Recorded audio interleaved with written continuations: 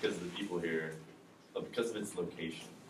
Cal Poly is in a prime spot that has many different activities all over, including the beach, the sand dunes, the mountains, the ocean, surfing, everything.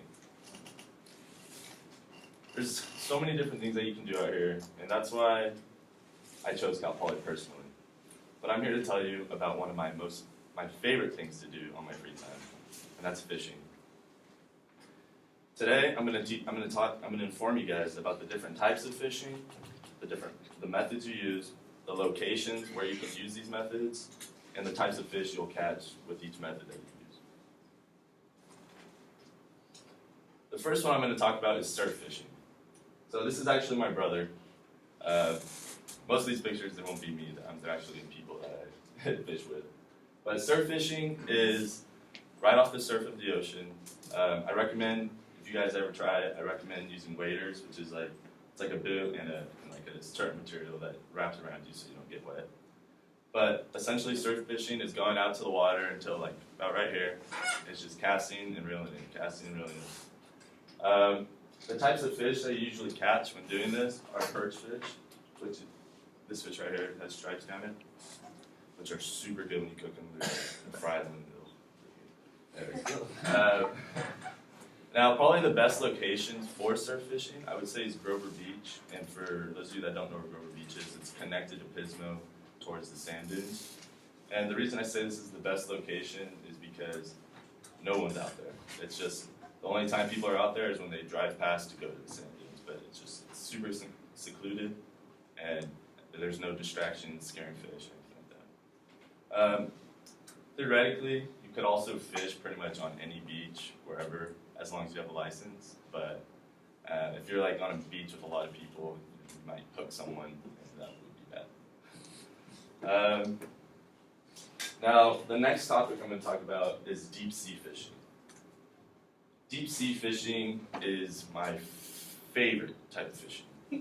And the reason I say it is because, for us personally, you can have any type of boat, but for us personally, we have a little tin boat that's about 12 feet long, and you go out there, and just everything just shakes you, and it's you feel like you're going to die pretty much all the time.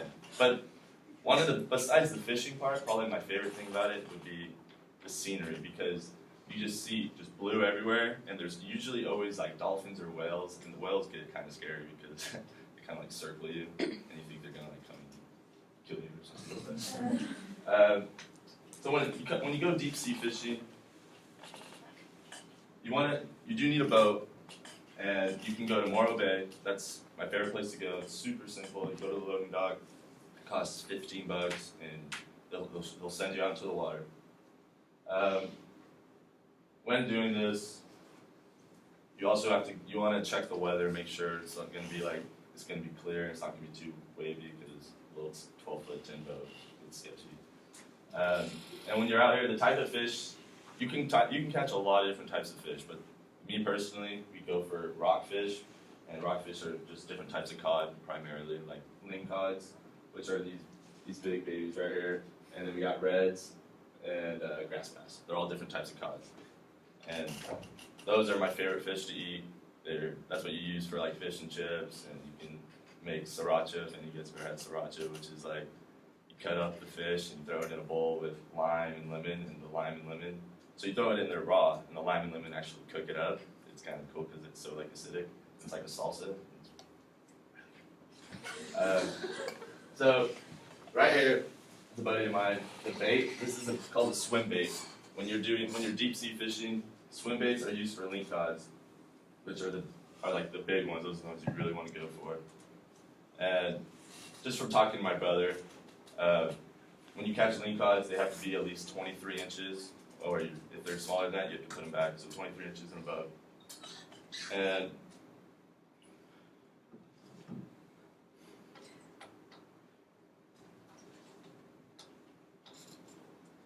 but besides that, you can also use a bait called Bucamus, which is it looks like a jellyfish. It looks like a squid, my bad. And it kind of just bobs up and down. And those baits are So like when you use a swim bait, you only get lingcods just because of how big they are, but the camuses catch like everything, so it's so easy, just drop it in and just like right away. And that's a lot of fun if you're not catching anything. So that's my dad.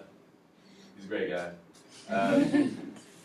That's a 53-inch, 53-pound lingcod that he caught. And this picture was actually taken in Alaska, but I just wanted to show you guys this picture just to show how rewarding it is if you know if you know what you're doing and you go to the right locations. But besides that, Morro Bay would be the best location in my opinion to go. And when you go out there, so rock cods obviously swim, or just rockfish in general swim on around rocks. And Google Maps, great tool. It'll show actually if you go to the water, if you like go in the ocean on Google Maps, it'll show you where all the rocks are and what their elevations are. So when you're on your boat, you want to go right above the rocks, and that's where you drop your bait, and that's where you catch most of the rockfish. You can also catch a lot of different types of fish, such as like salmon, tuna, and halibut. Those are primarily the other ones, but those are a lot different method of fishing. Those you do a method called trolling, which is like a little motor, and you just kind of stroll and let your bait hang, and usually you'll catch those. But you can only catch like salmon during springtime, because they're just seasonal fish, and that's when they come out after they're done feeding. There's my dad again. Super happy guy. This is also in Alaska again, and I just wanted to point out that not all of this by himself. My dad brought that trip brought over 150 pounds home of salmon and cod. And I just this is just more proof of how fishing is super rewarding if you know what you're doing. It's not that hard to learn how.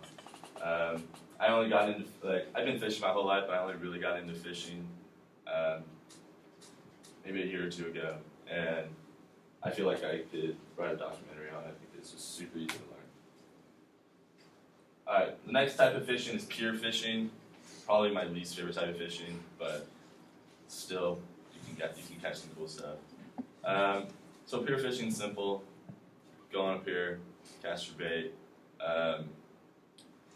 It's a lot tougher to catch fish off a pier. They usually don't hang around out there. But besides that, you can fish off any kind of pier. I recommend Avila since Pismo Pier is closed right now.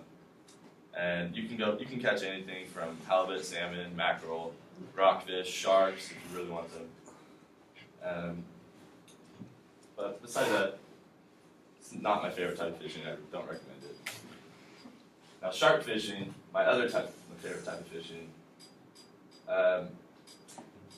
you can pretty much only do this in Morro Bay just because this right here is the bay that no one usually goes to. Everyone goes on this side for surfing in the rock. But this bay right here is really secluded, and this is a little leopard shark that my brother and my cousin caught last year, I think. But when you do shark fishing, you get in a kayak, you put your bait in there, you kayak out all the way into the middle of the bay, drop your bait, kayak all the way back, just stick your pole in the ground and just wait. And according to JT Ackerman, he also conducted an experiment that says high tide is the best time to fish because that's when all the leopard sharks come in to feed.